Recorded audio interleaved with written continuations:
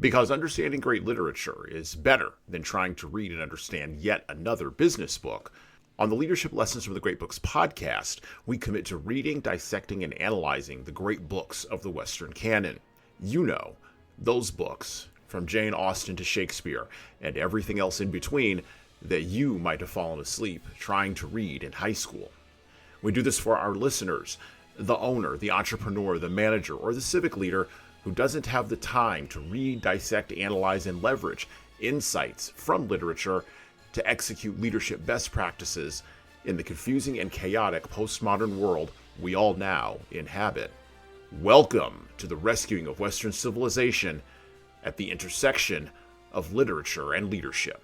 Welcome to the Leadership Lessons from the Great Books podcast. Hello, my name is Hassan Sorrells, and this is the Leadership Lessons from the Great Books podcast, episode number 118. With our book today, well, it's not really a book, it's our play today that continues our journey through the works of Shakespeare in August.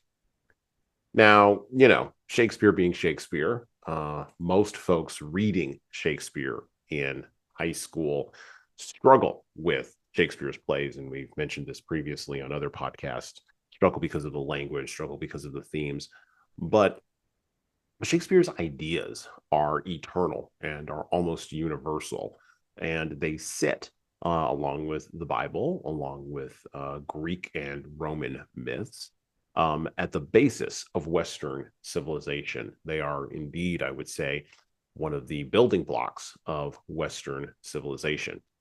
And there is no greater a play, or maybe no more famous a play, than the one we are going to read today.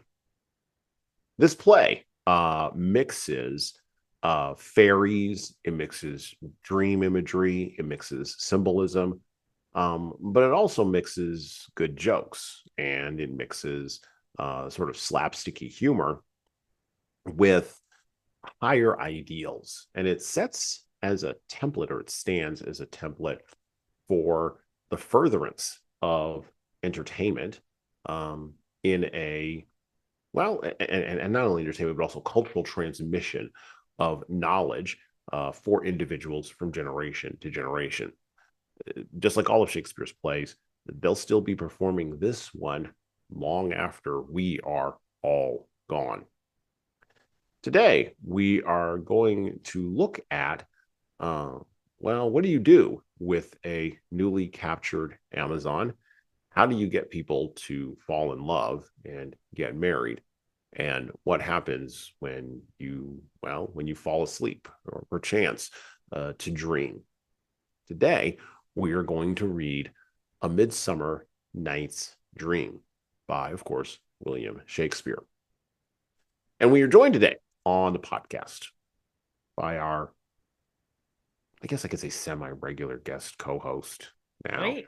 There we go, semi-regular. Libby Unger. How are you doing, Libby? I'm terrific. Great to see you, Hassan. Awesome. Coming off of our last episode that we did together, where, you know, we looked at some really, really hard stuff, right? With totalitarianism and with language. And we're going to move to something lighter with this play, something not as heavy. And so we're hoping to pull some critical analysis out of this. And of course, you know, we're going to read it in the original language. And the version that I have, and you can get this online, is the Folger Shakespeare Library version. Oh, and it's the same version that Libby has right there. There you go, of A Midsummer Night's Dream. Now, one of the interesting things about this particular play, and I would, of course, recommend this to anyone reading or trying to consume Shakespeare, is you can get an audio version of this as well on Audible. And so I would recommend both reading and listening to A Midsummer Night's Dream in concert with each other. This will help you as a reader understand what's actually going on in the play and understand the characters, and it'll feel more cinematic. And this play does indeed feel cinematic. when you read it. But I want to open up with Act 1, Scene 1 of A Midsummer Night's Dream by William Shakespeare. Enter Theseus, Hippolyta, and Philostrate with others. Theseus.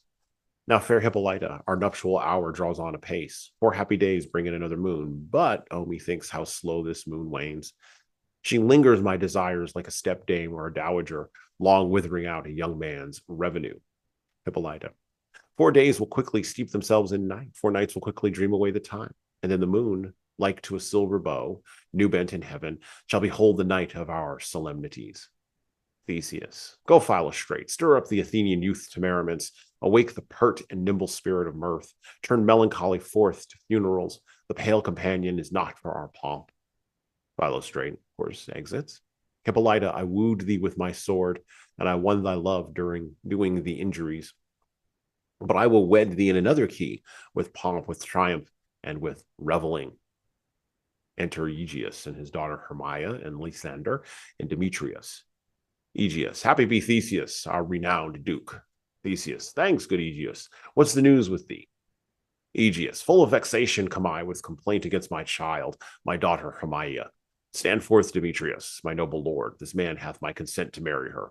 Stand forth, Lysander, and be my gracious duke. This man hath bewitched the bosom of my child. Thou, Lysander, thou hast given her runs and interchanged love tokens with my child. Thou hast by moonlight at her window sung with feigning voice verses of feigning love, and stolen the impression of her fantasy with bracelets of thy hair, rings, gauds, conceits, knacks, trifles, nosegays, sweetmeats, messengers of strong prevailment in unhardened youth. With cunning hast thou filched my daughter's heart, turned her obedience, which is due to me, to stubborn harshness. And my gracious duke, be it so, she will not hear before your grace consent to marry with Demetrius. I beg the ancient privilege of Athens. As she is mine, I may dispose of her, which shall be either to this gentleman or to her death, according to our law, immediately provided in that case. Theseus, what say you, Hermia? Be advised, fair maid, to you your father should be as a god, one that composed your beauties, yea, and one to whom you are but as form in wax, by him imprinted and within his power to leave the figure or disfigure it. Demetrius is a worthy gentleman. I'm going to pause right there because that sort of sets up the ideas that begin to really drive A Midsummer Night's Dream, where Theseus, the Duke of Athens, is planning the festivities of his upcoming wedding to the newly captured Amazon, Hippolyta. And Aegeus arrives with his daughter Hermia and her 2 suitors, Lysander, the man she wants to marry, and Demetrius, the man her father wants her to marry. Aegeus demands that Theseus enforce Athenian law upon Hermia and execute her if she refuses to marry Demetrius. Now, this is an interesting dynamic that is being set up right at the beginning of Shakespeare's play here, because it is a 16th century dynamic. That's number one. Number two, it's a dynamic that that may ring a little bit false to us, considering that we live in the 21st century and we live in a world where women can choose who they marry. We can even have women run for president in our country. And so the challenges that immediately beset us or set before us in wrapping our arms around this play are challenges partially of culture, but also partially of the passage of about 500 years in between the writing of this play and, of course, the times in which we live now. All of this is very interesting because we are in August in an election year in the United States of America, and a woman is running for president on a major presidential platform ticket. And so issues, or maybe not issues, but the concerns and the challenges that women face are ones that we have consumed ourselves with in our culture, I would say over the last 50 or 60 years, with increasing urgency and increasing pitch. Now, I don't know if that's a good or bad thing, and that's not what we're going to discuss here today. But my question for Libby, just to open up the door here, is first off, what did you think of A Midsummer Night's Dream when you read it? What's your initial impression of the story and of the play? And then this first act that sort of sets up this dichotomy between the father and the daughter and this challenge of power. What do you think about that between as it's framed up between men and women? Well, first of all, I loved the play. I actually remember it fondly from grade school. We did 3 Shakespeare plays, and I don't remember if it was one a year, from 3rd to 5th grade, but Taming of the Shrew, Macbeth, and finally A Midsummer Night's Dream. And I think I was Puck, or maybe I wanted to be Puck. It was way too long ago, but I love the Puck character and how like mischievous he was. But just the silliness of Bottom name, the ass, named Bottom. Mm-hmm. But it was fun, and you kicked this podcast off with reference to some of our prior conversations, which the road to serfdom and King Lear, and we've had some heavy conversations that seem very relevant. Mm-hmm. They rhyme with our time. Mm-hmm. But it was just delightful to read something light. Mm-hmm. But also, your final question was about the father and daughter dynamics. I mean, the culture. Let's be unburdened by what has been. Like that. All I can think of right now is like, Dad, I don't want to do what you want me to do. Let's Mm-hmm. be unburdened by what has been.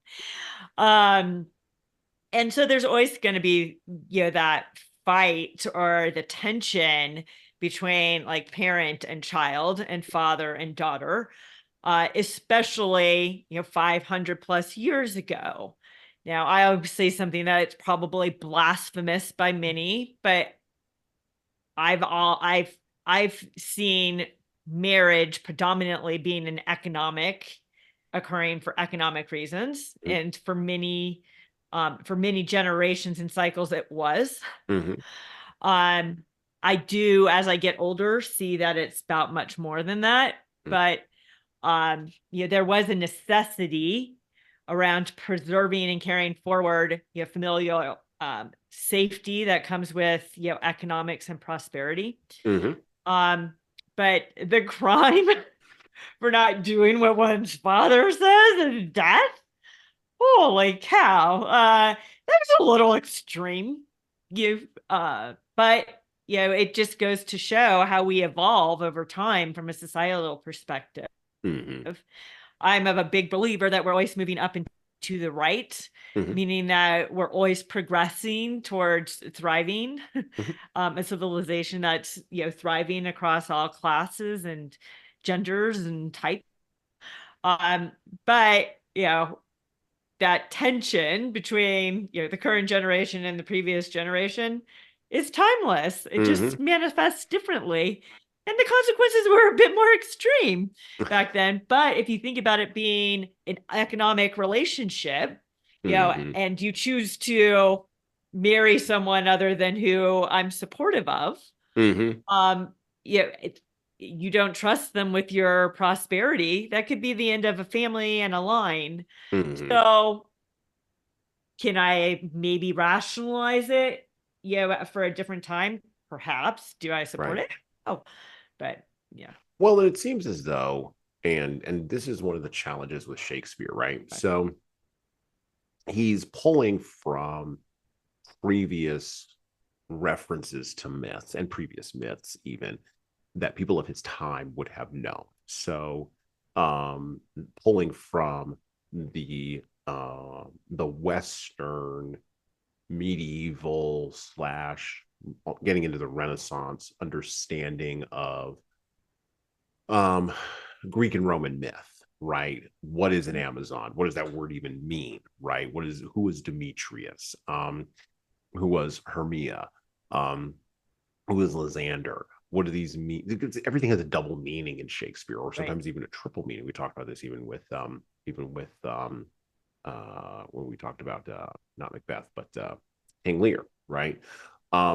These double and triple meanings, you know, and the character of Theseus from Greek mythology, and sort of what everybody would have known what those meant. And this is the hothouse of Shakespeare. This is why Shakespeare, this is why people in modern times struggle with reading Shakespeare sometimes, because those references to those things everybody would have known in the 15th century, or sorry, not 15th, 16th century, would have just known. We don't know those references anymore. They've dropped out of our culture, right? And it's not that we don't know who the Greek and Roman gods were. It's the depth of that knowledge just isn't there, and the depth of that connection isn't there. So Shakespeare's writing, or writing A Midsummer Night's Dream, as a light, poetic comedy.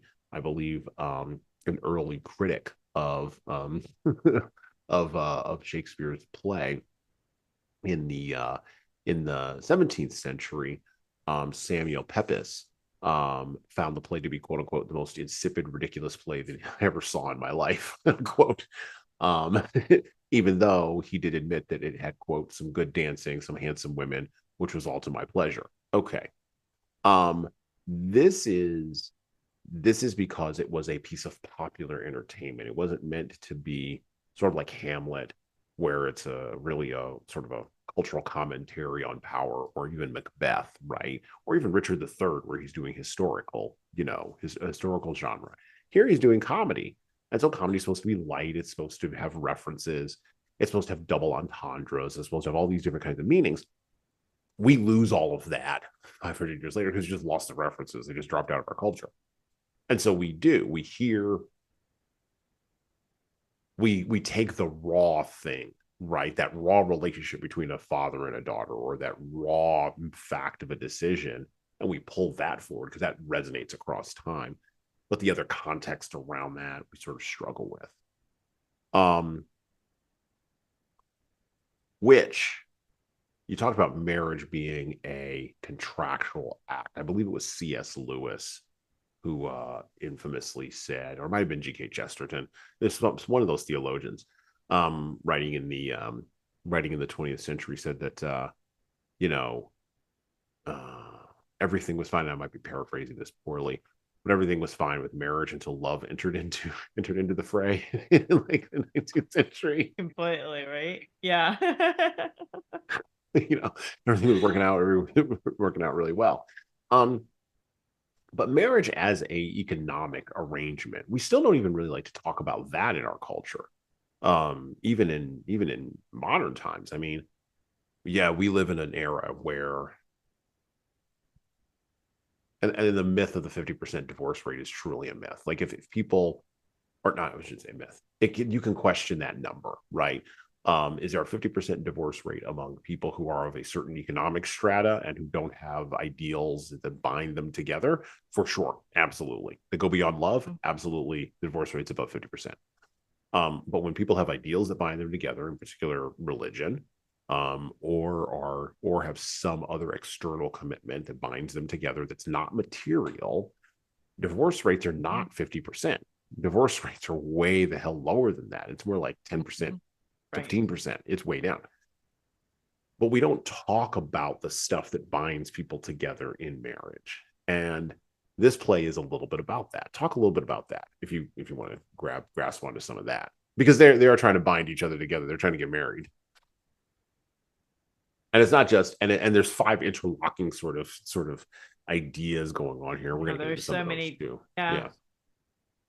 There's so many different themes or plots and subplots that all, you know, come into play with that.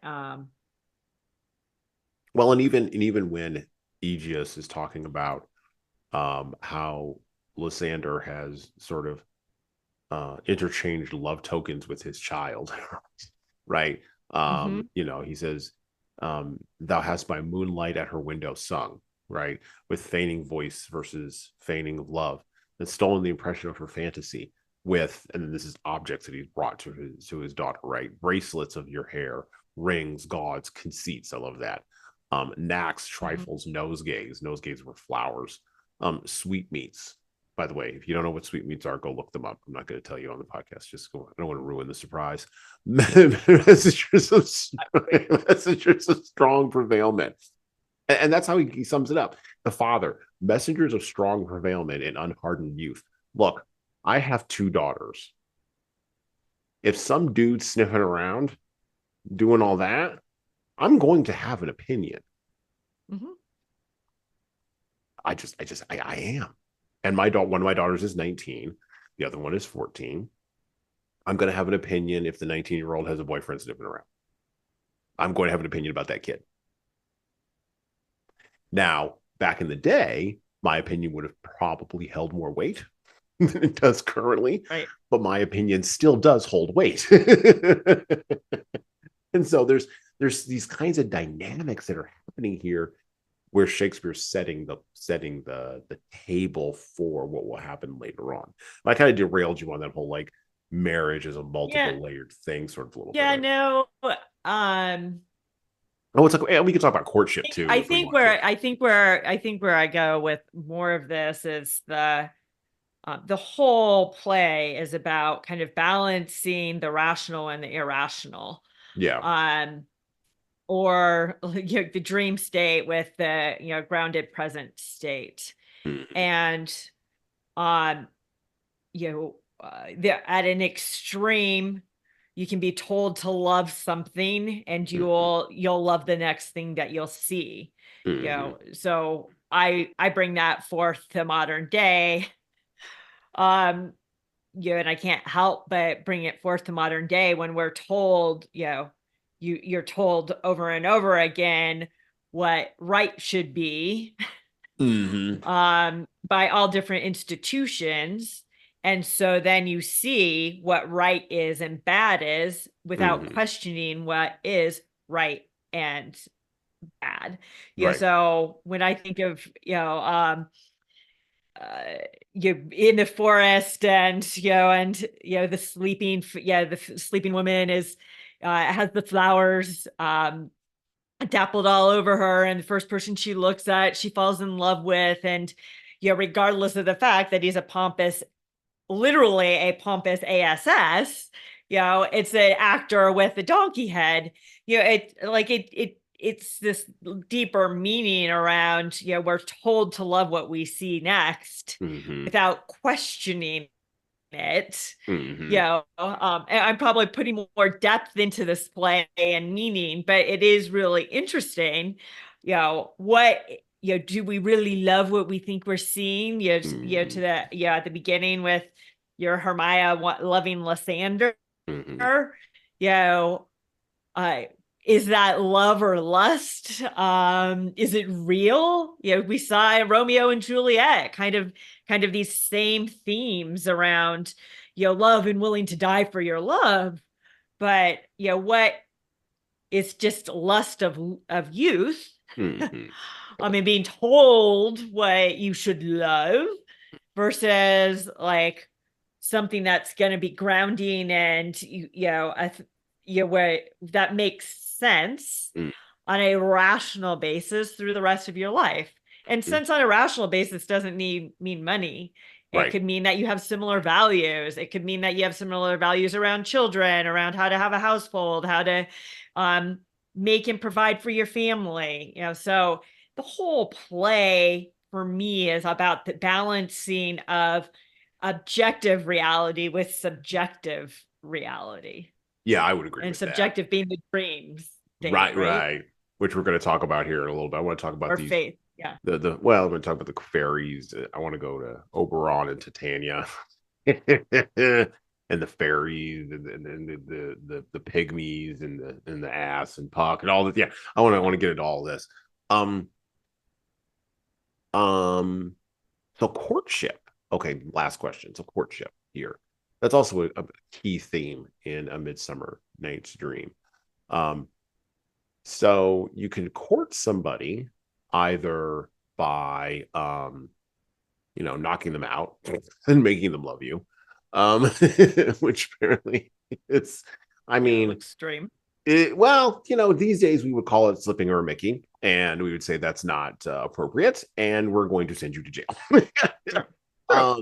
Back in the day, apparently, however, the use of flower juice, like that was kind of fine. Like nobody really objected to that, apparently. And it is there is an idea in here that is floating through A Midsummer Night's Dream. And one of those things we don't talk about, that courtship, the act of courtship itself at a psychological level, is a drug that converts, like you said, lust to love, right? But there's also a sub idea in here that if you can't do the courtship thing well, we've kind of got these other things we can kind of give you.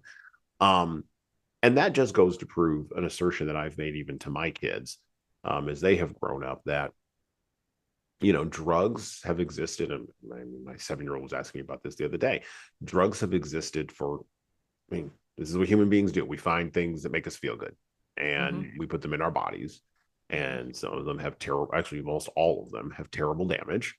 And particularly if you misuse them, or don't use them in the correct way. And I think that's a sub idea, a second order idea that's sort of running through this play, that I think people of that time watching it would have connected into immediately. And it's kind of interesting to me. I know Midsummer Night's Dream has been adapted in many different sorts of ways, but I don't know how heavily in adaptation that has been referenced or even sort of leaned on. I know that there's there's a UK production of A Midsummer Night's Dream that's like set in an alternative future, that was shot a few years ago. And I know that variations of this story, most recently in 2016 on BBC One, have done like TV and film adaptations of this. And I got to admit, I've never seen a TV adaptation of A Midsummer Night's Dream, nor have I ever seen any of the film ones, which is sort of a blind spot in my like reality. And so I don't know how much reference. I've seen cartoon versions, and we'll talk about cartoons here in a minute. I've seen cartoon versions of this, but I've never seen a live action version of it. So I don't know. I think Shakespeare would lean in on something here that's also another human universal. It's that idea of courtship as a drug, because you know how good you feel when like somebody who you really like and someone who really likes you is like chasing you around the block. Everybody knows how good that feels. Yeah, I mean, love is, I just wrote down, love is a dangerous drug when sought in its extreme. So when you think, when love is the end state, or what you're articulating as love, which is just oxytocin, when sought in the extreme, can be dangerous. And that's when we see infidelity and all those kind of things come through, or unhealthy relationships, when you're the one you're seeking is no longer interested in you, right? So that's an interesting concept around it being a drug, and kind of why you need to balance it with balance the oxytocin lust thing with the other values that really matter, Right. in life, that Right. have long sustained positive impact on your life, versus just momentarily pops. Yeah. All right. Okay. Let's talk about sleep and trickery, because we referenced this a couple of times. Let's talk about we talk about the drugs piece, but I want to talk about these fairies. So I'm going to skip here a little bit. I'm going to go to Act 2, Scene 1, and I'm going to move through this a little bit quickly. And there's interlocking ideas in A Midsummer Night's Dream, because it's not just enough to sort of do a play. It wasn't enough for Shakespeare to write a play that was merely about courtship and romance and marriage. He'd already kind of done that with Romeo and Juliet, which was a tragedy, and so he was looking to do something different here with comedy, and the challenge, of course, of a writer, which is also something that we talk about on this podcast. The critical challenge of writing is how do you introduce a new element to a piece of writing without it being jarring for the audience. And so he decided he was going to introduce fairies, and specifically Oberon and Titania, king and queen of the fairies.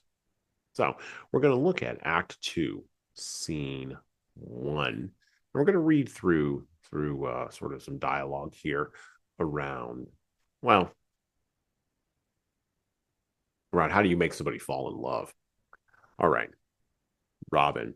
I'm sorry, Act 2, Scene 1 of A Midsummer Night's Dream. Enter a fairy at one door, and Robin Goodfellow at another. Robin. How now, spirit? Whither wander you? Fairy. Over hill, over dale, through bush, through briar, over park, over pale, through flood, through fire. I do wander everywhere, swifter than the moon's sphere. And I serve the fairy queen to do her orbs upon the green. The cowslips tall her pensioners be, and their gold coats spots you see. Those be rubies, fairy favors. In those freckles live their savors. I must go seek some dewdrops here, and hang a pearl in every cowslip's ear. Farewell, thou lob of spirits. I'll be gone. Our queen and all her elves come here anon. Robin. The king doth keep his revels here tonight. Take heed, the queen. Go not within his sight. For Oberon is passing fell in wrath, because that she, as her attendant, hath a lovely boy stolen from an Indian king. She never had so sweet a changeling. And jealous Oberon would have the child, knight of his train, to trace the forests wild. But she perforce withholds the loved boy, crowns him with flowers, and makes him all her joy. And now they never meet in grove or green, by fountain clear or spangled starlight sheen, but they do square, that all their elves for fear creep into acorn cups and hide them there. Fairy. Either I mistake your shape in making quite, or else you are that shrewd and knavish sprite called Robin Goodfellow.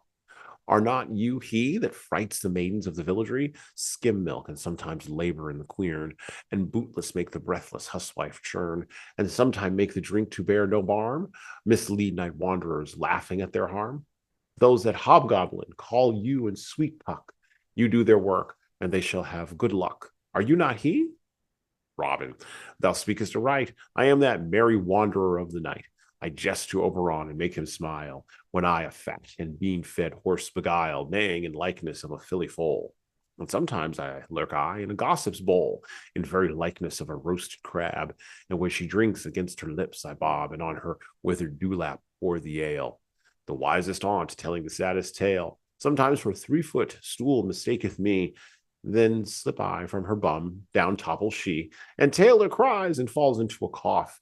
And then the whole choir hold their hips and laugh, and waxen in their mirth and knees, and swear, and merrier hour was never wasted there. My room, fairy, here comes Oberon. Fairy, and here my mistress. Would that he were gone. Enter Oberon, king of the fairies, at one door with his train, and Titania, the queen, at another with hers. Or Titania, not Tatiana. Titania, the queen, at another with hers. Oberon, ill met by moonlight, proud Titania. Titania. What, jealous Oberon? Fairy, skip hence. I have forsworn his bed and company. Oberon. Tarry, rash woman. Am not I thy lord? Titania.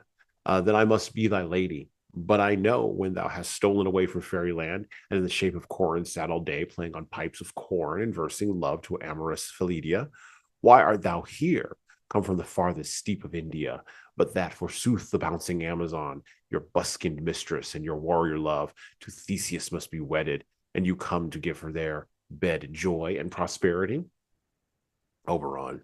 How canst thou, thus for shame, Titania, glance at my credit with Hippolyta, knowing I know thy love to Theseus? Didst thou not lead him through the glimmering night from Perigonu, whom he ravished, and make him with fair Aegilius break his faith with Adrian and Antiopa? Titania, these are forgeries of jealousy. And never since the middle summer spring met we on hill and dale or forest or mead, by paved fountain or by rushy brook, or in the beached margent of the sea, to dance our ringlets to the whistling wind. But with thy brawls thou hast disturbed our sport. Therefore the winds, piping to us in vain, and as in revenge, have sucked up from the sea contagious fogs, which, falling in the land, hath every pelting river made so proud that they have overborne their continents. The ox hath therefore stretched his yoke in vain, the ploughman lost his sweat, and the green corn hath rotted, ere his youth attained a beard. The fold stands empty in the drowned field, and kraals are fatted with murrain flock. The nine men's moors is filled with mud, and the quaint mazes in the wanton green for lack of tread are undistinguishable. Human mortals want their winter here. No night is now with him or carol blessed. Therefore the moon, the governess of floods, pale in her anger, washes all the air, that rheumatic diseases do abound. And thorough this distemperature we see the seasons alter. Hoary-headed frosts fall in fresh lap of the crimson rose, and old Hymes, thin and icy crown, and odorous chaplet of sweet summer buds, is, as in mockery, set. Spring, the summer, the chilling autumn, angry winter, change their wonted liveries, and the mazed world by their increase now knows not which is which. And the same progeny of evils comes from our debate, from our dissension. We are their parents and original.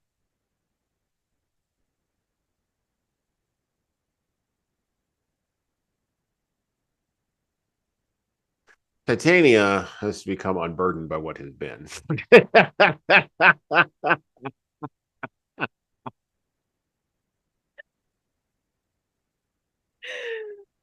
Oh, it's so hard to resist. it's just right there. It's is. so right there. So let's see. In Act 2, Scene 1, what do we got here? What are we working with? So, sort of a subplot, right, in A Midsummer Night's Dream between these two fairies, the king and queen of fairies, quarreling over the possession of, as was stated at the beginning of Scene 1, a young Indian boy. Oberon, of course, orders Puck in this scene later on to obtain a special flower that makes people fall in love with the next creature they see. Now, Oberon wants to use this, of course, to make Titania fall in love with the beast and use her infatuation to get the Indian boy away from her. Demetrius, of course, comes in to the play at this point, pursued by Helena. And then when Robin returns, Oberon, who sympathizes with Helena's love, orders him to find the Athenian man, Demetrius, and apply some of the flower's magic nectar to his eyes. Magic nectar, sleeping, dreams, memory, trickery, mostly trickery is what's on display here. And of course, we see this in the character of Robin Goodfellow, a puckish fellow, such as it were, who is the one who obtains the special flower, right, and delivers it. Because, as he stated when he was speaking to the fairy, right at the beginning of Act 2, Scene 1, he is the one who is the merry wanderer of the night. He jests Oberon and makes him smile.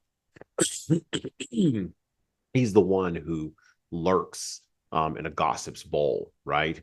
And causes her to spill her ale, right? And of course, to spill information from her lips.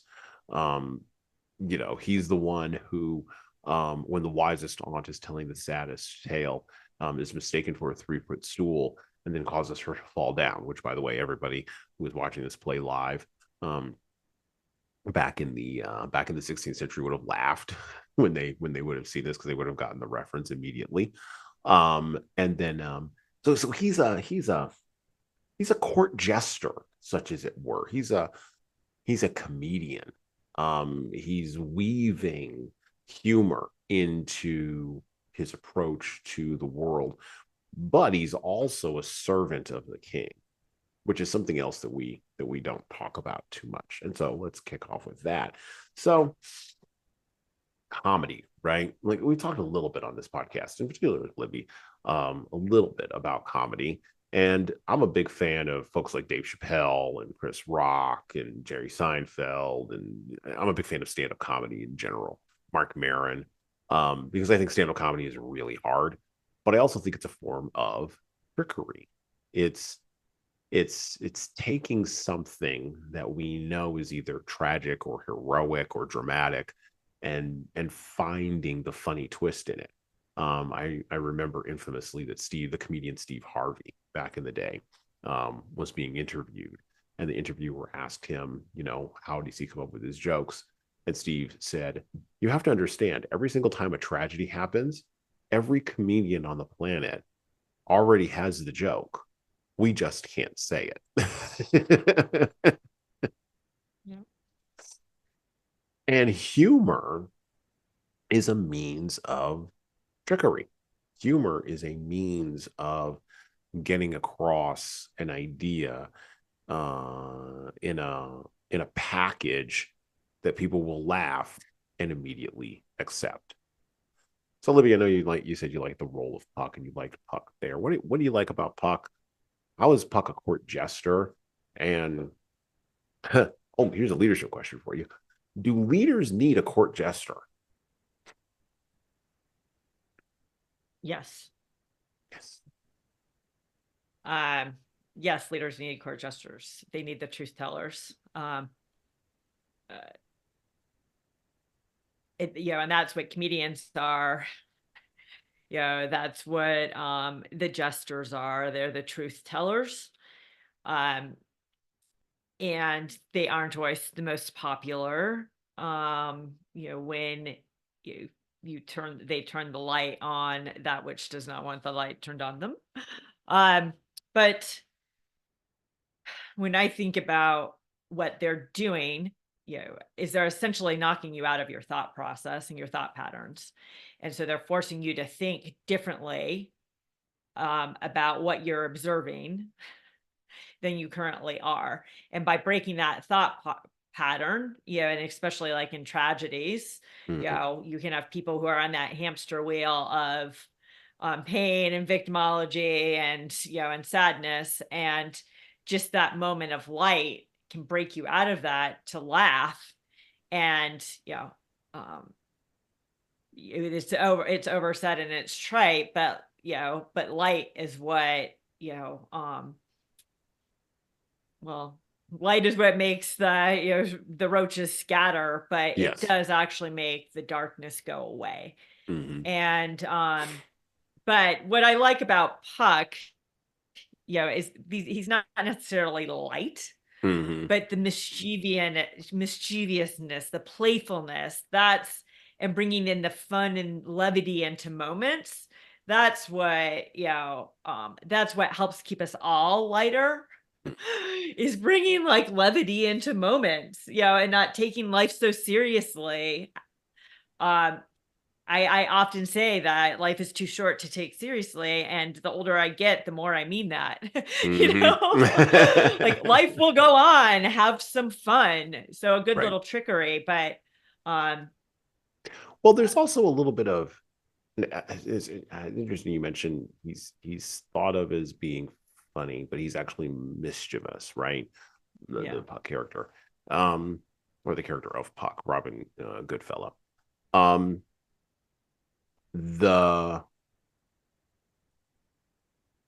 of the things that's interesting. So the comedian Bill Burr was actually being interviewed by Jerry Seinfeld on a comedian is in cars getting coffee, right? One time. And this sticks out to me. Bill Burr goes, he says to Bill, he says to Jerry, you're actually very angry, but like you hide it because you have like this lilt that goes up in your voice at the end of every joke. And so people forget how angry you actually are, and you're irritated about everything. But I hear it. True. Right. I hear it. But you hide it so well. And Jerry goes, "Oh no, yeah, you're completely correct. I'm angry about everything all the time." And then of course he laughs and Bill laughs. And Bill's like, "You made an entire career off of people not understanding that you're actually irritable about all of this." And this is the cut underneath comedy, right? Because it's not just the joke on top. It's the the negative things underneath. So you got a little bit of this with folks like what's his name? Oh gosh, stand-up comedians back in the 80s. Bill Hicks. Yes. So Bill Hicks, right? Bill Hicks, Mark Maron, those kinds of guys where like I watched Mark Maron come out one time. But you know he's angry. Oh yeah. Oh please. Oh please. Yes, he's give me a break. And he comes out with this pile of like notebook papers and just puts Yeah. them down and just starts talking. And and so there's how does the jokester, and I don't want to pull it apart because it's comedy and it's gossamer and all that. I don't want to pull it too much apart, but is it okay to be angry? Not okay. Is it, if you're the court jester and you're supposed to be pointing out that the emperor has no clothes? I'm mixing a bunch of metaphors here. Yeah. Is it okay to be angry about that? Is that fine? No, it's actually kind of laughing at the truth, right? Like Right. that's what I think is so important is that sometimes we wake up to our own truths, right? Right. And yes, I'm angry, but I don't want to be, or Right. like I want to bring levity to it. Like I want to find the humor in that which I'm like getting irritated about. And that's what Seinfeld is always doing is, yeah, he gets irritated, but he's finding levity in it. Right. I actually thought you were going to bring up Bill Burr and Bill Maher. Oh, And well, yeah, I mean, that was the best. Like Bill Burr was going after Bill Maher for his haughty elite intellectualism. And it was awesome, right? Like, because, Maher was not apologizing and he thought, he no. wasn't finding any levity at all in his No, intellectualism. He's like, it was the actually, most, I'm superior to you. it was the most uncomfortable. So the what we're referencing, It was. if you go back and listen to oh gosh, I don't know, it's been released in the last 2 or 3 months. You can go find it on the internet. Yeah. It's Bill Maher's episode of Club Random where he interviewed Bill Burr. And you're right, I was listening to this while I was mowing my front lawn, and I was like, oh my god, he didn't give him any room to breathe at all. And I don't think none. And I don't think Bill Maher's ever been dealt with like that before. It was kind of, but where's Bill going to go? It's his own show. Like, are you going to walk off your own show? Like, what are you going to do? So you're stuck there getting pushed into a corner by a guy who is not giving you any daylight. It kind of reminded me a little bit, and again, every episode I have to bring this up, it kind of reminded me of rolling with a really good jiu-jitsu practitioner where you're just trying stuff and it's just not working. And you're like, what the hell? I can't figure out this Rubik's Cube. Yeah. What I loved about it, though, is a few weeks later, because as you said, it was really uncomfortable. I was watching it going, oh boy, where is this one go? Oh boy, this is rough because Burr is not letting up, but he's spot on and he's having fun with it. Yeah. But later, Maher said, I was just playing with it. And I call BS on that. In the moment, I don't think he was playing with it. But later, I think he actually saw, I was wearing no clothes, right? Right. He could step away from it later and see oh, actually, Burr, he has probably a few points. I'm not going to admit to which ones, but I was rolling with it. And that's what, you may not be what good comedy will do. Often we'll laugh. Mm-hmm. We don't always know why. Right. But, at the discomfort and, and those awful things that are said right after, those funny things that are maybe very bleak when you say them, but they make you think after a sad moment. Right. It makes you think. And so bringing it back to Oberon and Titania, maybe he didn't want her to love the beast so he could control the Indian boy. Maybe he just wanted to be loved again. Well, and that's what happens. Well, in Titania, so let's not let Titania off the hook a little bit. She's like, listen, you're just jealous. I'm gonna do what I want. I can't be told. I'm gonna do what I want. And when I read Titania's character, I'm reminded of the line from the Billy Joel song. She's always a woman, right? Okay. She can't be convicted. She's earned her degree. And I'm like, that we don't we struggle in our Western culture currently. And I think probably we always have. But I think the struggle was less in previous times than it is now. Pure optionality. Right, exactly. Well, as you increase your optionality, the Your struggle options. increases, Yeah. right? Yeah. But we are not comfortable talking about women's egos. We're just not. We're not comfortable talking about that. Because it's always the men, the women. Right. Yeah. We And are I'm not those saying that dumb like men, you know. well, and I'm not saying that like that men are as clean and pure as the wind-driven snow. Give me a break. Let's be real here. What But I'm neither saying is, neither is. We're both human. right, we're both humans, But and yeah, how that ego is going to. We talk a lot. I'll draw a parallel here. We will talk a lot about the problem or the challenge, and it is a problem of men and violence, like how men manifest anger through violence. That is a problem for sure. Partially it has to do with how men are encultured, but also partially it has to do with testosterone and biological factors and a whole bunch of other things, right? right. I've raised two sons, trust me, and I've raised two daughters. Yeah. Trust me, men and women are biologically different. In case the Olympic Committee Yes, is paying attention, understood. just want to point that out. Okay, so men will manifest anger through. We will talk about that all day, but we will not address how women manifest their egos, particularly in leadership positions, and sort of where that winds up at, because we're caught in this current moment of well, to paraphrase from to go back to the Billy Joel, right? She can't be convicted. She can't. You're done. You can't say anything. You just gotta let her go. Well, maybe I'd be okay with that if she weren't in a position of power, where just letting her go could have some deleterious consequences for me. Yeah. Exactly. I don't want to have her mouth writing a check that I have to cash with my actions. Exactly. Yep, that's a great way to put it. That's where we are. And so Titania's got an ego. She wants to, and of course she wants to manipulate Oberon a little bit, which we're seeing that sort of dynamic tension as well. And Oberon wants to manipulate her, and that's the manipulation that's happening between both of them. Again, just as in a love relationship or in a marriage.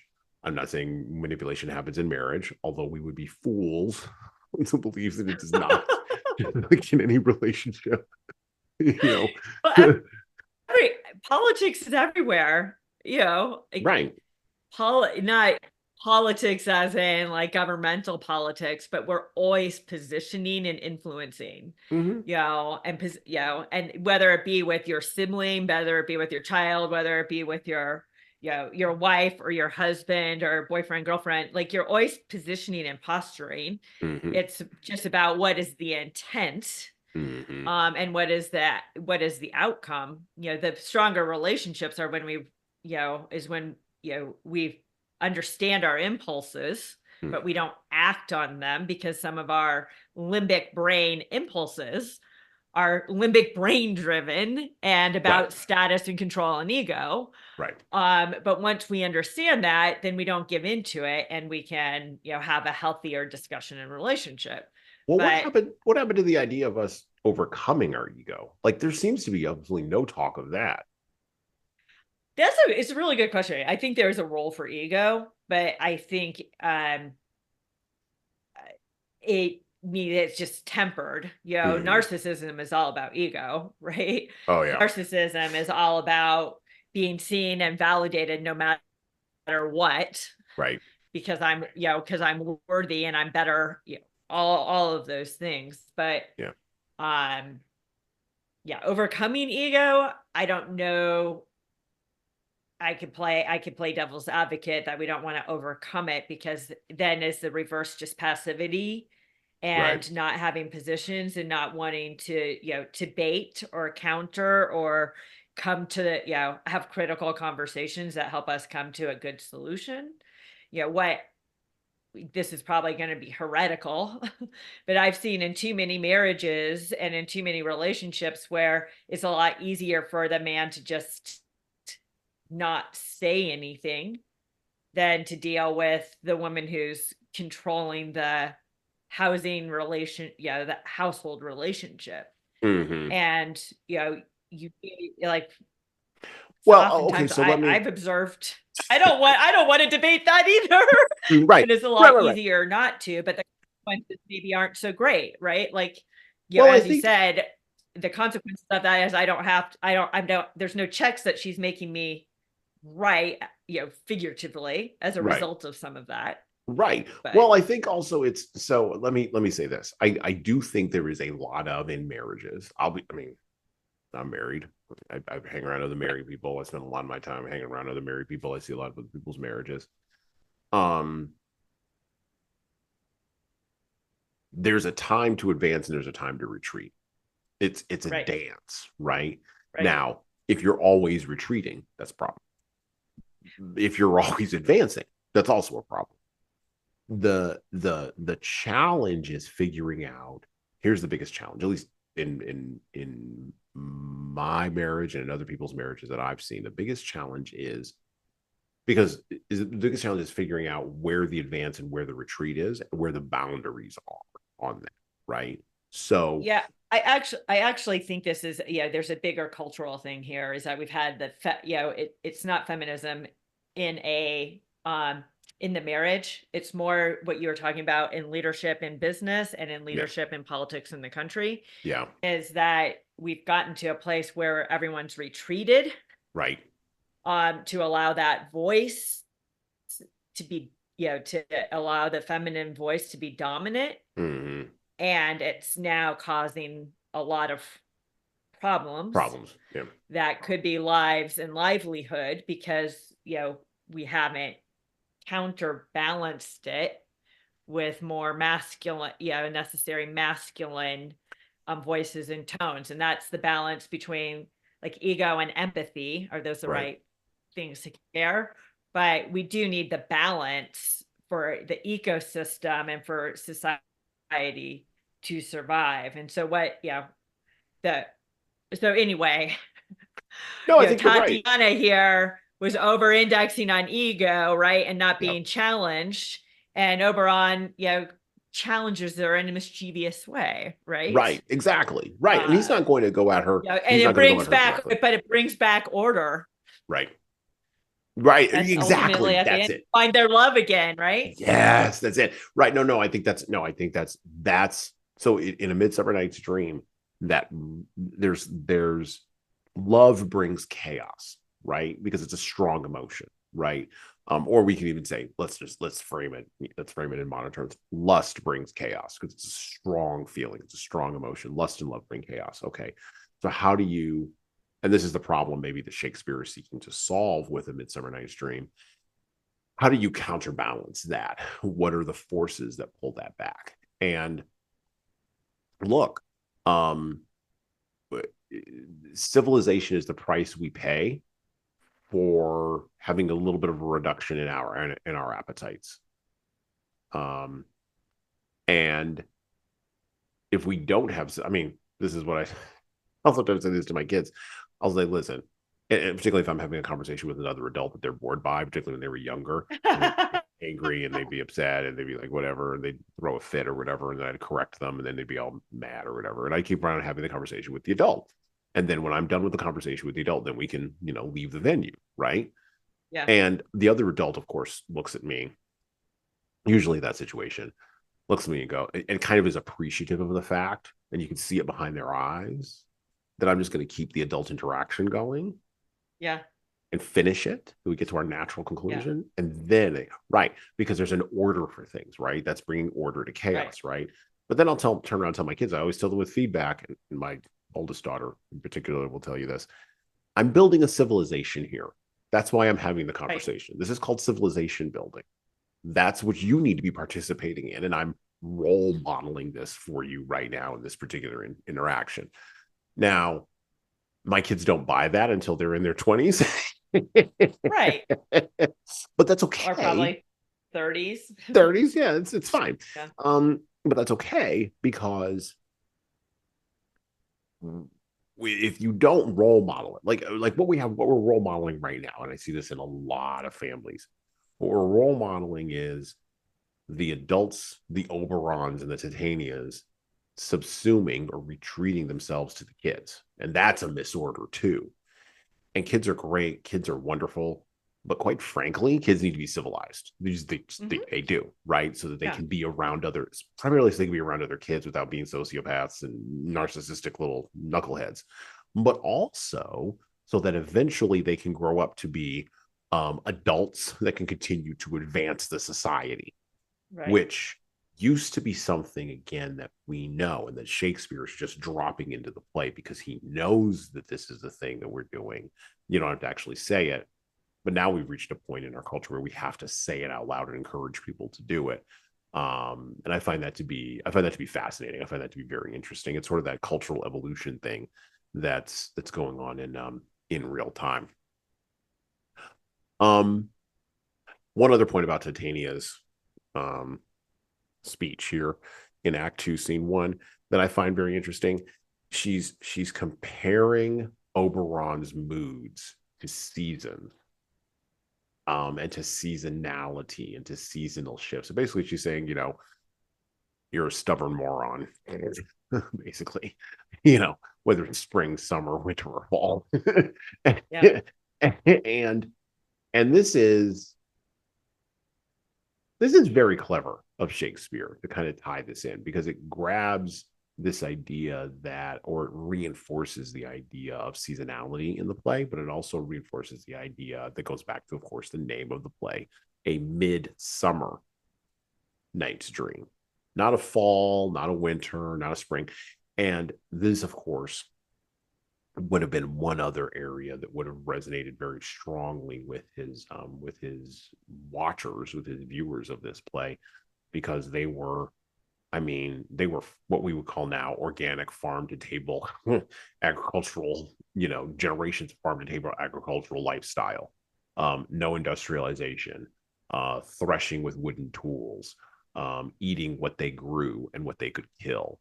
They understood something that we've lost in our industrialized modern world, and now our service industry modern world, where we don't even touch our food. It's just we go to the grocery store and get it, or it's delivered to us via DoorDash. But he understood something that they also understood. So this is sometimes another reference that we, or perhaps another reference that we miss here in A Midsummer Night's Dream. Okay, cool. I want to turn the corner a little bit. I want to talk about cultural transmission via the most unlikely vehicle of all, Looney Tunes. Yes, I did say that correctly. I've been wanting to talk about Looney Tunes on this podcast for a little while, and I can't think of a better person to talk about it with than than Libby here. I'm a huge fan of Looney Tunes. And I'm going to actually sort of put the weight of that on the remainder of Act 2, Scene 1. So we're gonna go back to the book, or back to the play. Act 2, A Midsummer Night's Dream, Act 2, Scene 1. We're gonna pick up where Oberon responds to Titania.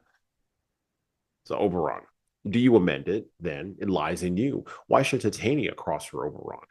But I do but beg a little changeling boy to be my henchman. Titania, set your heart at rest. The fairyland bides not a child of me. His mother was not a votress of my order, and in the spiced Indian air by night full often hath she gossiped by my side, and sat with me on Neptune's yellow sands, marked the embarked traders on the flood, when we have laughed to see the sails conceive and grow big-bellied with the wanton wind, which she, with pretty and with swimming gait, following, her womb enriched with my young squire, would imitate and sail upon the land to fetch me trifles and return again, as from a voyage rich with merchandise. But she, being mortal, of that boy did die, and for her sake do I rear up her boy, and for her sake I will not part with him. Oberon, how long within this wood intend you stay? Titania, perchance till after Theseus's wedding day. If you will patiently dance in our round and see our moonlight revels, go with us. If not, shun me, and I will spare your haunts. Oberon, give me that boy, and I will go with thee. Titania, not for thy fairy kingdom. Fairies away, we shall chide downright if I longer stay. Titania and her fairies exit. Oberon, well, go thy way. Thou shalt not from this grove till I torment thee for this injury. My gentle Puck, come hither. Thou rememberest since once I sat upon a promontory and heard a mermaid on a dolphin's back, uttering such a dulcet and harmonious breath that the rude sea grew civil at her song, and certain stars shot madly from their spheres to hear the sea maid's music. Robin, I remember. Oberon, that very time I saw, but thou couldst not, flying between the cold moon and the earth, Cupid all armed. A certain aim he took at a fair vestal, throned by the vest, and loosed his love shaft smartly from his bow, as it should pierce 100,000 hearts. But I might see a young Cupid's fiery shaft quenched in the chaste beams of the watery moon, and the imperial votress passed on in maiden meditation, fancy-free. Yet marked I where the bolt of Cupid fell. It fell upon a little western flower, before milk white, now purple with love's wound, and maidens call it love and idleness. Fetch me that flower, the herb I showed thee once. The juice of it on sleeping eyelids laid will make man or woman madly dote upon the next live creature that it sees. Fetch me this herb, and be thou here again, ere the Leviathan can swim a league. Robin, I'll put on a girdle round about the earth in 40 minutes. He exits. Oberon, having once this juice, I'll watch Titania when she is asleep and drop the liquor of it in her eyes. The next thing then she, waking, looks upon, be it on lion, bear, or wolf, or bull, on meddling monkey, or on busy ape, she shall pursue it with the soul of love. And ere I take this charm off from her by sight, as I can take it with another herb, I'll make her render up her page to me. Who comes here?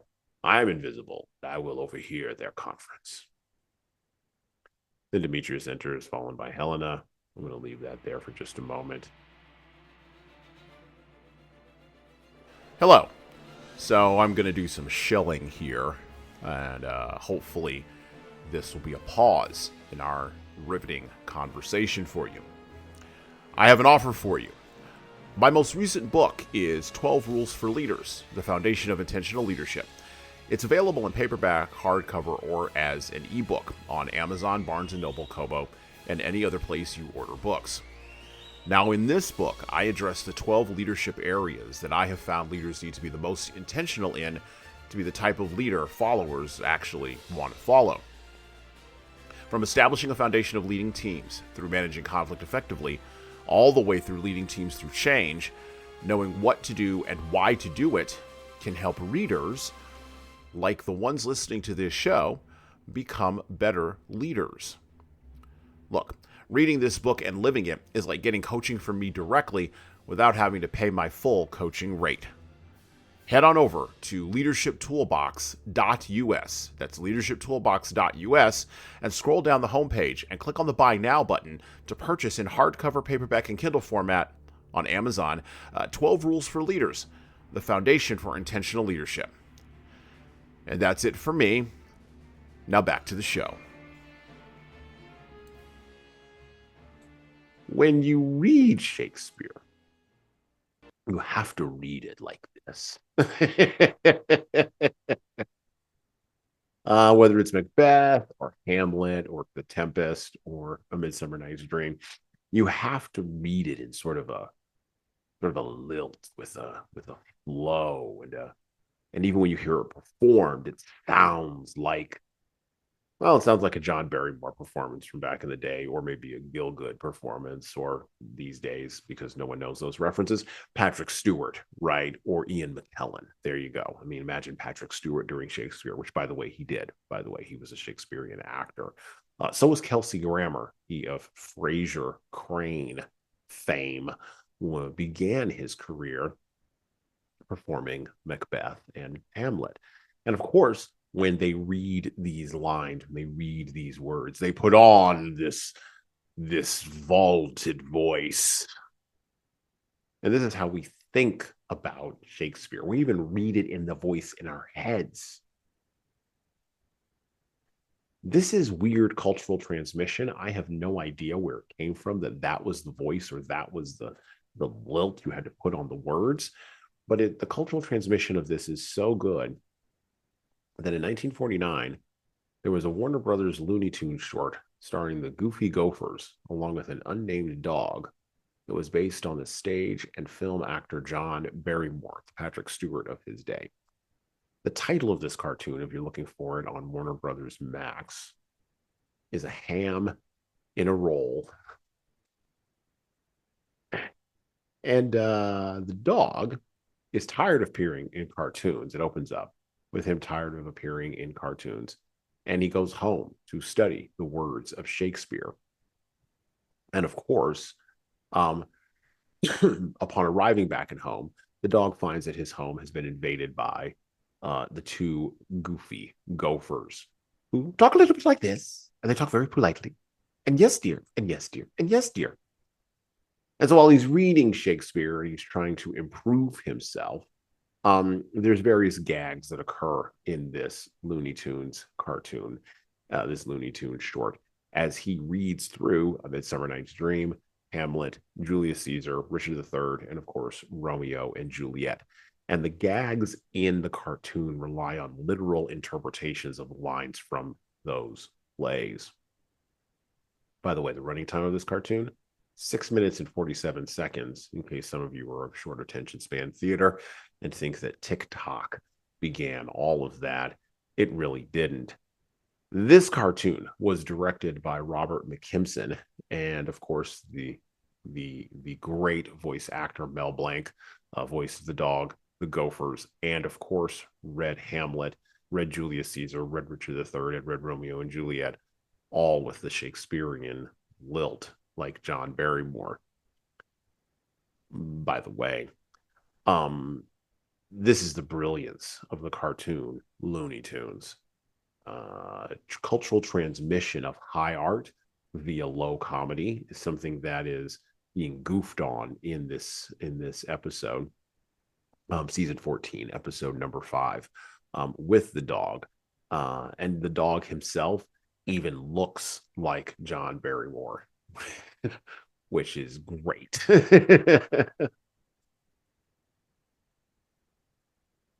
Shakespeare was trying to transmit culture as well, and so are we. We are in a cultural transmit. We're always trying to transmit culture. We're always trying to transmit civilization to each other.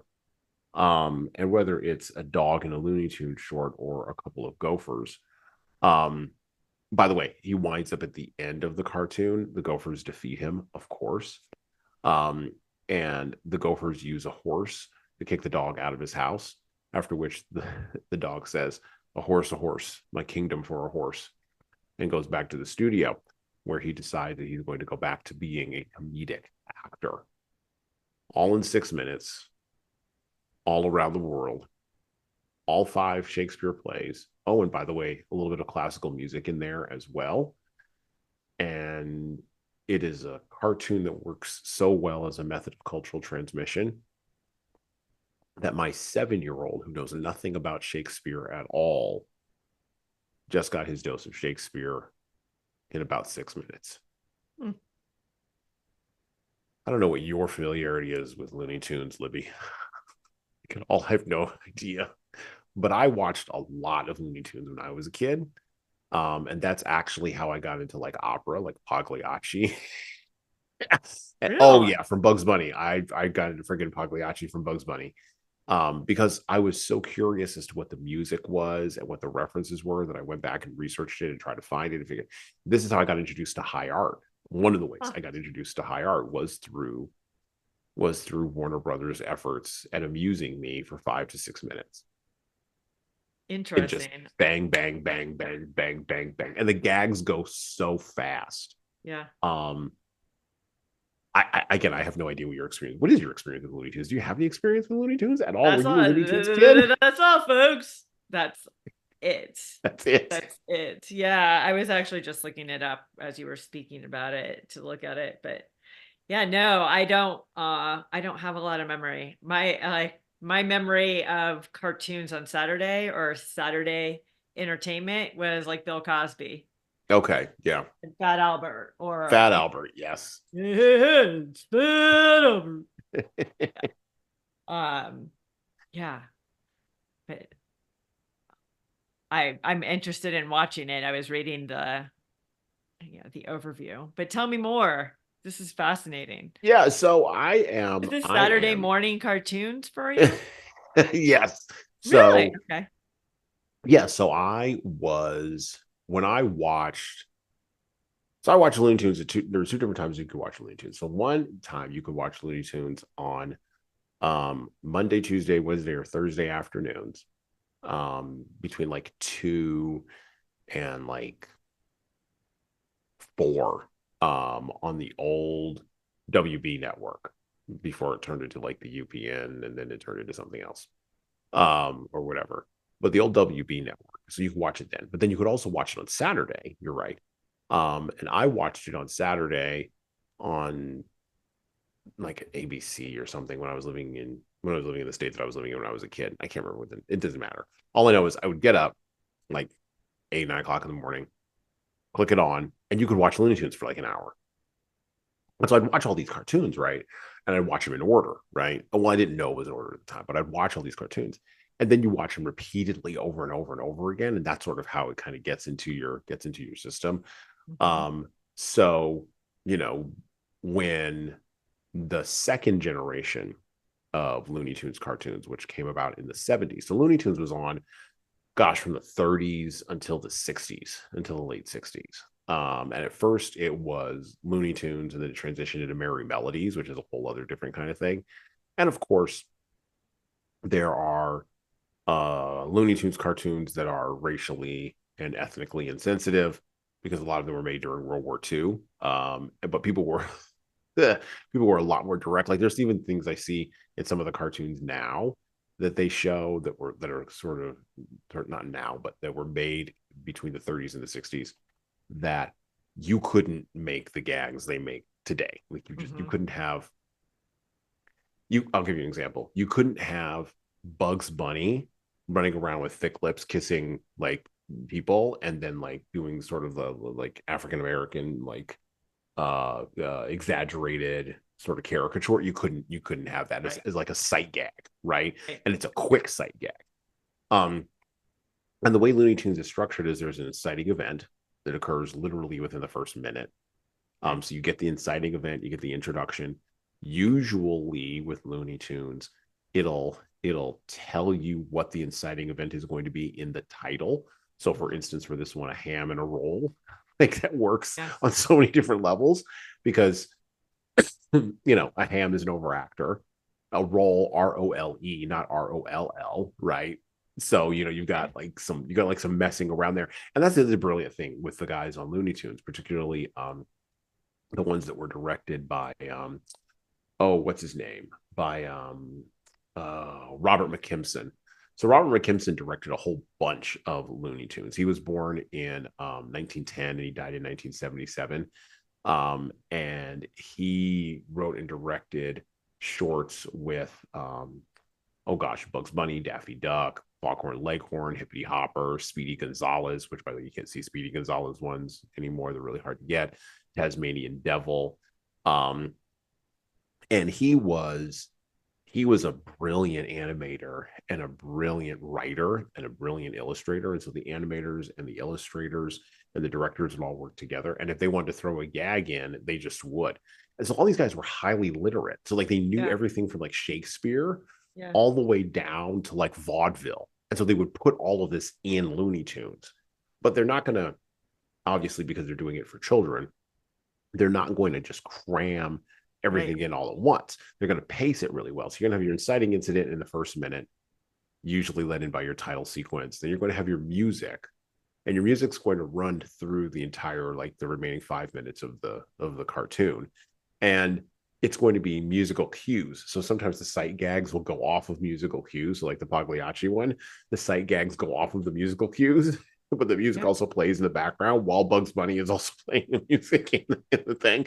And so it's working on like multiple levels.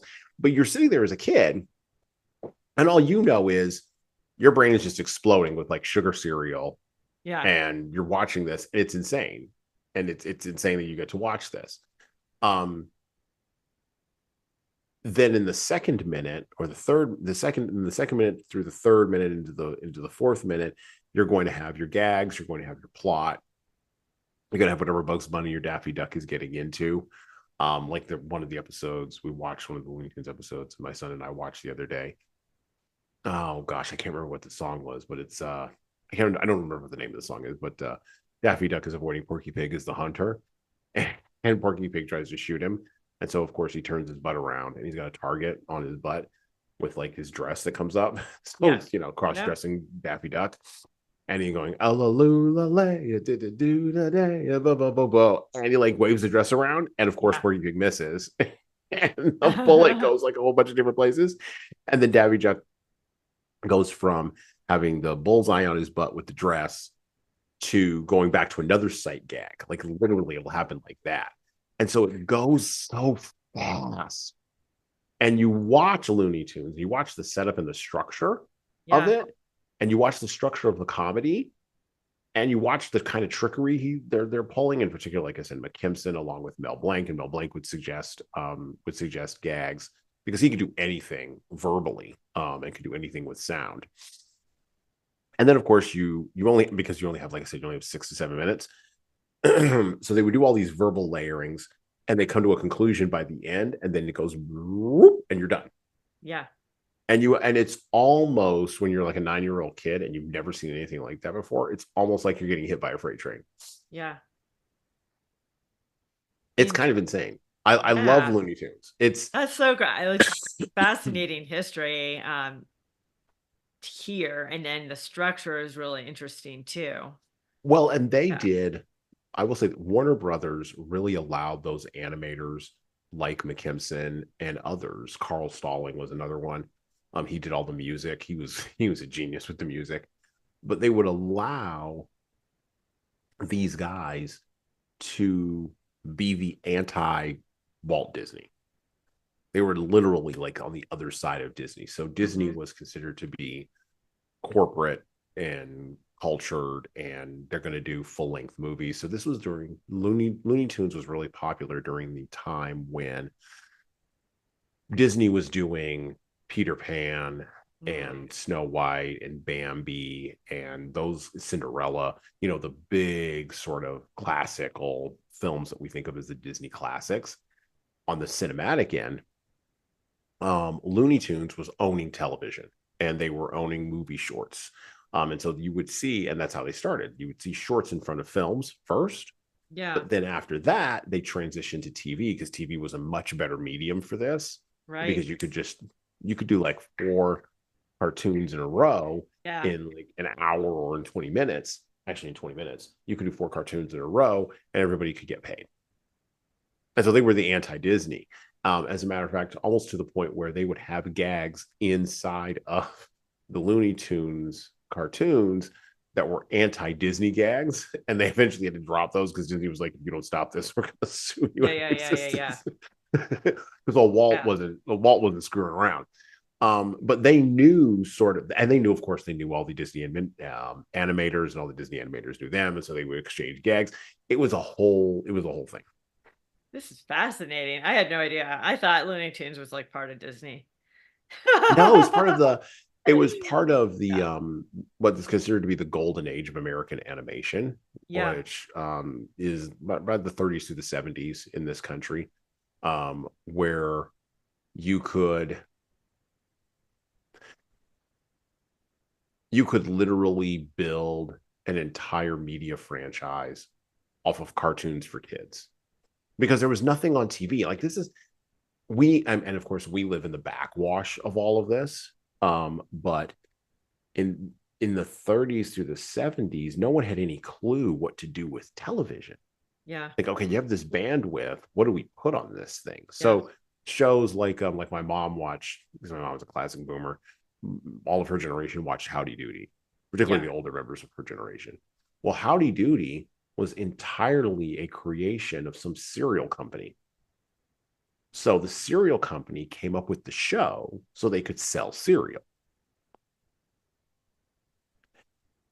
or the Tiffany network, right? The reason CBS is called the Tiffany network is because Tiffany Glass created CBS to sell more Tiffany glass. It's sort of an inverse for how we do media today. We don't do media like this today because of the internet. So no one is confused as to what to do with TikTok. Like no one's confused. They may be putting ridiculous stuff on there, but no one's confused as to what to do once that bandwidth opens. Well, back in the day, it was different. It was like, okay, what do we do with this bandwidth? So you could put on Howdy Doody. You could put on a man with a puppet and then run that next to a bunch of cartoons and then sell some sugary breakfast cereal, and now you're done. And that was all thought of as being kid stuff. Well, you do have mainstream like media that's not 80-90% funded by pharmaceuticals. Right. You do have that. Yes, you do have but that's like the modern equivalent. Right. Well, this is fascinating. Yeah. Well, and news didn't really come along as a function of TV until, or not really, I would say come along, didn't really kick in as a function of television until the 50s and the 60s. So you had, what was his name? Oh, Brinkley and Hunt, right?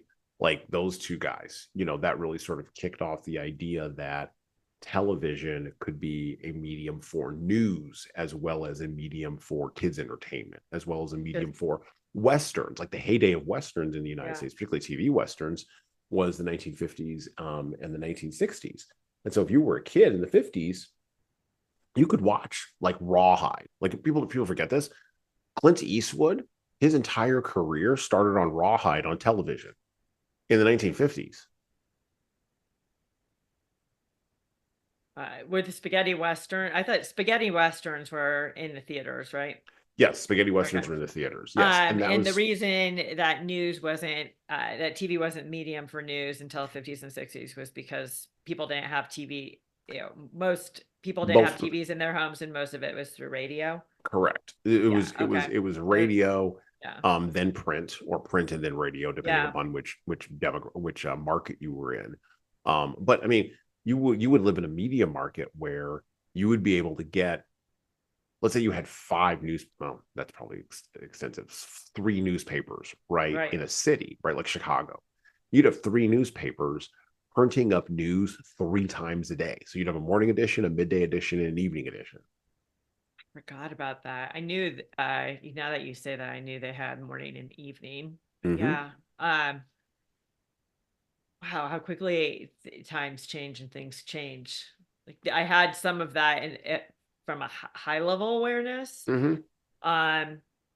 But it is interesting getting into the cultural transmission discussion, how quickly the modalities change.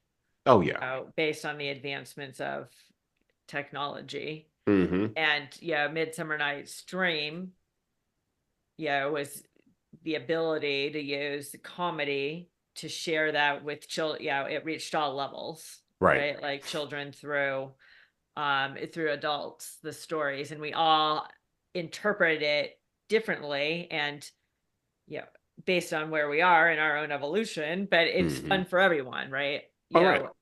And I think of that like Pixar movies, the same thing. Like like it's as much fun to go to a Pixar movie as an adult as it is as a kid. Right. And you think that the kids are going to get like some of the innuendos, but they don't. They have their a whole nother level of understanding. Right. Yeah. Well, I think of I was thinking the other day, well, maybe not the other day, but I was thinking a while ago that it would be a real hoot. This is a business idea that anybody can take as listening to this podcast, but it would be a real hoot to do 5 to 7 minute long animated shorts that are layered at that level that like Looney Tunes was layered at. But I don't know, number one, that you could do it. And I don't mean that the talent isn't there. And I don't mean that the gags aren't there. And I don't even mean that the comedy isn't there. I mean, and probably the only place you'd be able to do it would be maybe Netflix or Hulu, maybe. But let's say Hulu.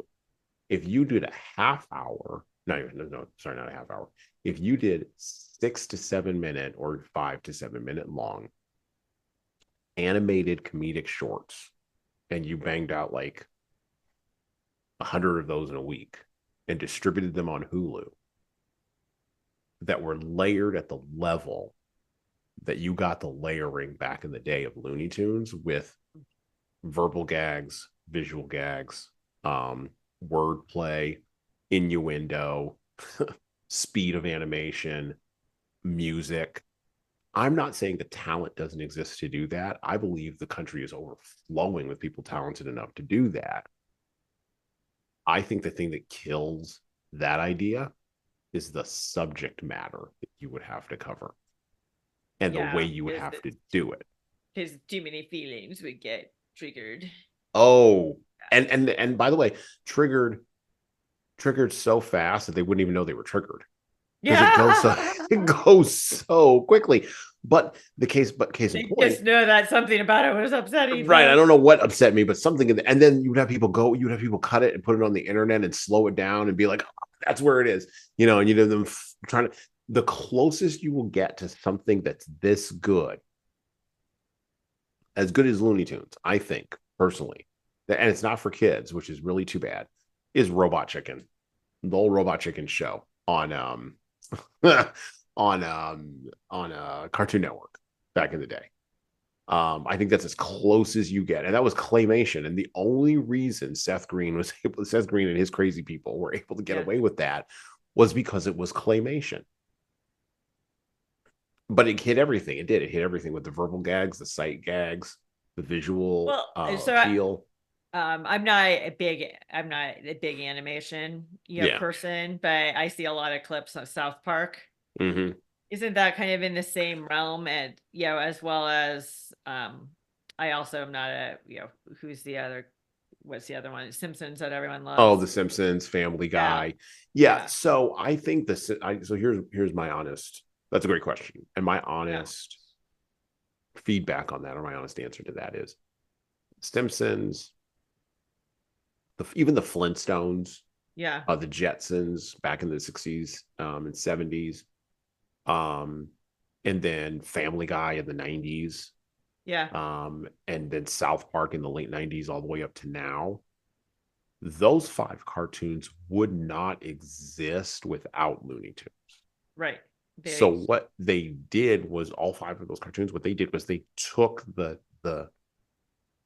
concepts, the core concepts that were in Looney Tunes, and they did exactly what I just did. Like, they pulled it apart and they went, okay, I don't want to do this in a shorts context because it's too hard to sell advertising around this. Matt Groening, right? This is why he did The Simpsons as a half-hour show. And I think it was really to appeal to the advertiser television format. But now you see South Park doing movies that they're releasing on Paramount Plus. And, well, they're calling them movies, right? But they're like 90-minute long cartoons with gags and everything else. Well, it's the same concept as Looney Tunes. It's just we've expanded the franchise out because streaming requires different things than television-based advertising required. And so the metrics of who gets paid and how for what work have all shifted around. And I think that's the other challenge, other than just the people might get triggered part. The other challenge is, how do you pay all those people to produce, basically 5 to 7 minutes of short content? That's the piece. And with AI, you might be able to do that. You have the different platforms between like YouTube Shorts and TikTok, neither of which I watch, but I know a lot of people do, and they're really popular. So it's more kind of the economics, because I don't know that it's as much of the triggering now with the Overton window opening as much as it has. And you do see, like South Park, being out there. But interesting. Thank you for sharing all this. This is really, really fun. I like learning. Well, I'm a sucker for a gag. I'm a sucker for a well-designed gag. And I'm even more of a sucker for a gag that's well-designed and operates at multiple levels and is going to get me to think a little bit deeper past just the gag itself. So, like I'll watch Three Stooges like all day. I'll watch that kind of stuff all day, please. Um, and most men watch Three Stooges. Yeah, I was gonna say, I think that's more of a, I don't like to generalize, but I do think that's more of a male thing. Like, isn't what's his? I can't think of his name right now. The guy who was in Lethal Weapon. Oh, Mel Gibson. Mel Gibson. He loves like the Three Stooges. Yeah, it's dumb, whatever. Or a fart gag, right? Like the fart gun in Despicable Me. Like I do think that's funny. I find that stuff funny, but clever, visually clever, and it's really the visual clever thing that I'm looking for. Yeah, visual cleverness, but then you compile that in with music and gags and the words, the writing itself. When it's working on all of those levels, then you've got me. I mean, I'm suckered in. I'm in there. And if it's not cheap, so tell me how that relates back to Midsummer Night's Dream. So here's how this relates all back to the Midsummer Night's Dream. Midsummer Night's Dream. To your point, and actually you raised the point. Shakespeare was trying to transmit culture here, and I think cartoons do transmit culture. They are cultural transmission tools, right? Like memes. And this is why also I think you probably is the third reason why you probably couldn't get this to happen today, a Looney Tunes kind of thing to happen today, because we all live in meme culture now. I can transmit multiple ideas in a meme of, I don't know, pick your fame. I'll pick a famous meme here. The dog in the house that's on fire and he's drinking in one panel, and then the next panel it's like everything's fine, right? He goes, oh, everything's fine here. Like you can send that meme to somebody these days, and it operates at multiple levels inside of their experience, and then they can send it to somebody else. They can send it. So now we're contextualizing, and that's what Looney Tunes did so brilliantly. And that, of course, what A Midsummer Night's Dream does, it contextualizes it for individuals so they can transmit it around. Now, in the time of Shakespeare, they were transmitting those ideas around via purely language, because you couldn't take the actors with you and do the visuals. But in our time, we can take the visuals, we can take the words. It's going to be really interesting when memes can add musical clips to memes. That's going to be really interesting. Because there's going to be musical gags going on people's phones like all of the time. And you're already starting to see this with GIFs a little bit, you know, animated GIFs. But when you can put music on top of that thing, I'll forget it. Like, it's going to be ridiculous. And it's that multiple levels that we've layered in to our culture, how we transmit ideas. And it's become global, which is also awesome. And so a meme or an idea that works in a Western context can now work in a global context as well. The Midsummer Night's Dream kicks all of that off. That's my point with bringing up all of this. It kicks all of it off, and Looney Tunes and memes all tie into that at an amazing layered level, and doing it all with, like I said, low comedy and wordplay. So, which again, I appreciate. I definitely appreciate a good meme and a good comedy, for sure. Yes. All right, back to the book. We got around the corner here. I've rambled coherently about Looney Tunes. We might have to cut some of that. No. Oh, don't. It's really good stuff. Back to the play. Back to A Midsummer Night's Dream, the Folger Shakespeare Library version of A Midsummer Night's Dream. So I'm going to go to Act 3. And in Act 3, Scene 2, we're going to pick up with the King of the Fairies. We're going to pick up with Oberon and Robin Goodfellow, where Puck, or Robin Goodfellow, reports to Oberon about Titania and Bottom, the guy with the ass on his head. And then Demetrius is going to enter, and Oberon's going to find out that, Puck screwed up. And so we're going to figure out what happens when you don't do what you are supposed to do. All right, back to the book, back to the play, back to A Midsummer Night's Dream, Act 3, Scene 2. Enter Oberon, King of the Fairies. Oberon, I wonder if Titania be awaked. Then what was it that next came into her eye, which she must dote on in extremity? Enter Robin Goodfellow. Here comes my messenger. How now, mad spirit? What night rule about this haunted grove? Robin, my mistress with a monster is in love, near to her close and consecrated bower, while she sleeps in her dull and sleeping hour. A crew of patches, rude mechanicals, that work for bread upon Athenian stalls, were met together to rehearse a play intended for great Theseus's nuptial day.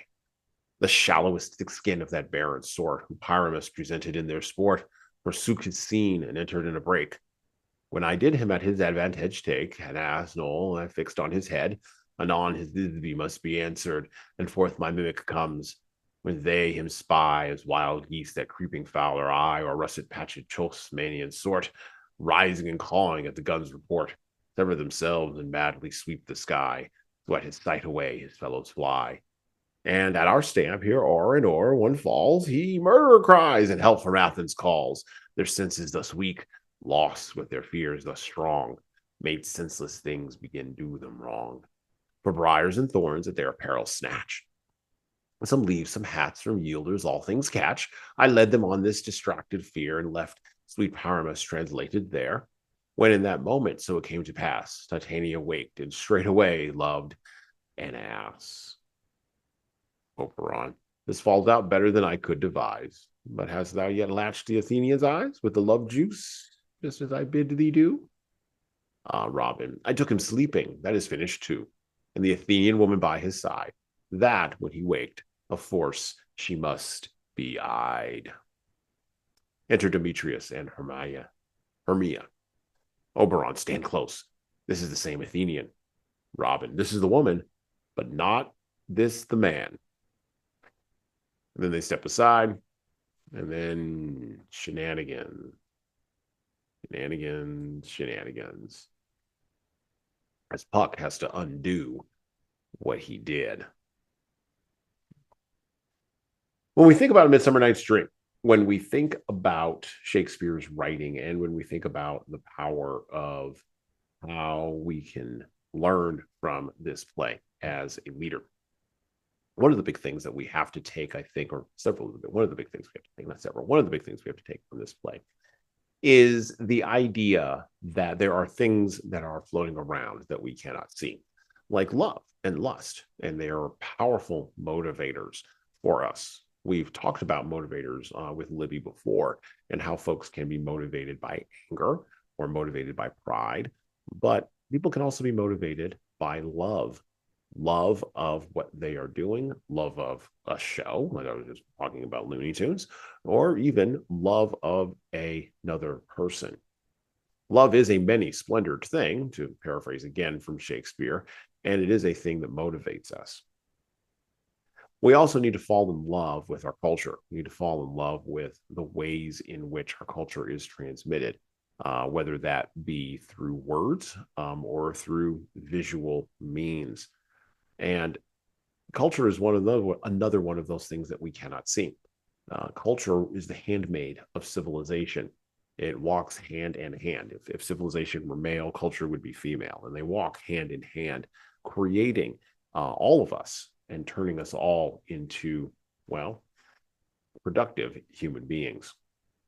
And then, of course, for leaders, the last thing that they could take from A Midsummer Night's Dream is how to love a good gag, how to actually loosen up and laugh at things, because there's more things that are humorous than there are things that are unhumorous or that are tragic in this world. And even tragedy, by the way, can be turned sometimes into comedy, not to dismiss the depth of the tragedy, but actually to elevate people around it so that they can overcome it.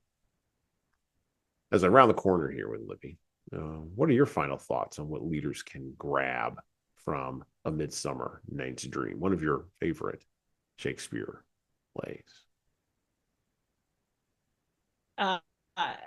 Actually, it's all about having levity in the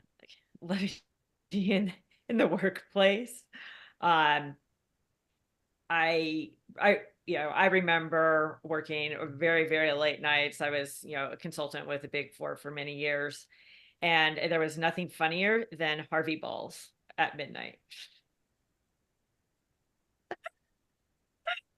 We all had, boyfriends, girlfriends, spouses to go home to, but like there was nothing more funny at midnight than Harvey balls. Mm-hmm. And, it's always about bringing in, mischievousness or fun, and not taking, when you're in the grind, when you have tight deadlines and, and you believe passionately about what you're doing for your client and you want your team to be successful, never forget to have fun. And you see that like with the special ops teams, those guys give each other a hard time every single day. It's constant ribbing and riffing, but that releases pressure and tension, and it's fun. Don't forget the art of fun and stop taking things. I think results matter. A challenge matters. Like, it's not about passivity and not caring, but it's about being able to have fun in the moment. In all of life. And it's about love. It really is always about love, right? Always about love. If you love what you do, you never work a day in your life. I believe that's probably one of the more overused motivational phrases in entrepreneurship and in leadership, but it is true. The challenge, of course, is in a world of multiple options, high optionality, or not even high optionality, a lot of options, a lot of choices. How do you find what you love? But once you find that thing, then you stick with it, right? And you got to have humor with it. You got to enjoy what you're doing. You got to be able to ramble for like 20 minutes about Looney Tunes. Not enough people like the challenge, like find the love of solving new problems and the challenge that goes with that. That to me is really about love, because it's about wanting to elevate everyone, rise the ocean. If you raise the ocean, all boats will rise. Falling in love with solving problems, right? Yes. Like, that is fun. It's hard. That's why a lot of people just sit back and and judge how someone solved a problem rather than do it. It's just like, no, fall in love with the challenge. Right. It's hard as HECK.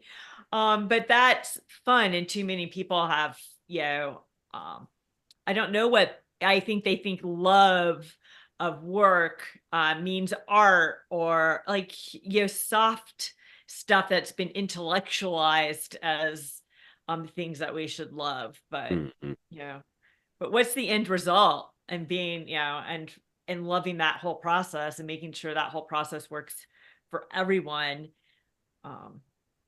There's so many landmines that we always end up tripping on when you want to say, to let everyone be, make sure something works for everyone. It's, there's got to be tough love, and there's got to be, we know what our constraints are, and we can't be everything to everyone.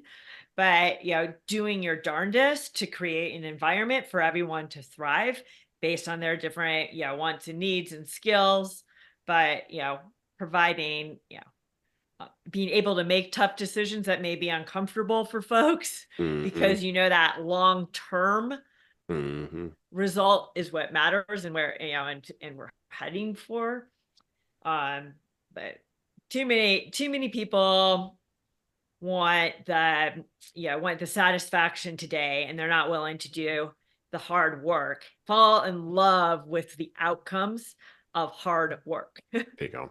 Yeah, no, I agree with that.